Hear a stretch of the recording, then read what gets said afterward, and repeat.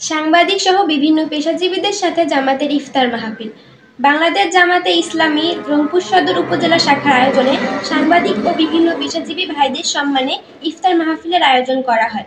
আজ বুধবার বাংলাদেশ জামাতে ইসলামী রংপুর সদর উপজেলা শাখার আয়োজনে রংপুর সদর উপজেলা বাংলাদেশ জামায়াতে ইসলামী রংপুর সদর উপজেলা কার্যালয়ে সাংবাদিক সহ বিভিন্ন পেশাজীবীদের সাথে জামাতের ইফতার মাহফিল অনুষ্ঠিত হয়।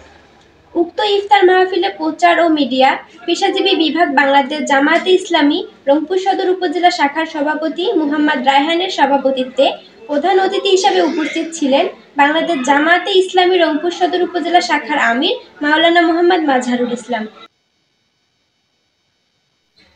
বিশেষ অতিথি হিসেবে আরও উপস্থিত ছিলেন প্রচার ও মিডিয়া পেশাজীবী বিভাগ বাংলাদেশ জামায়াতে ইসলামী রংপুর জেলা শাখার সেক্রেটারি শাহাদাত মাজেদি, বাংলাদেশ জামায়াতে ইসলামী রংপুর সদর উপজেলা শাখার সেক্রেটারি মাওলানা মোহাম্মদ আব্দুল কাদের, আদর্শ শিক্ষক ফাউন্ডেশন রংপুর সদর উপজেলার সভাপতি মাওলানা মোহাম্মদ রায়হান সহ রংপুর সদর উপজেলার নেতাকর্মী, রংপুর সদর উপজেলা প্রেস ক্লাবের সাংবাদিকবৃন্দ সহ নানান পেশাজীবীর লোকজন।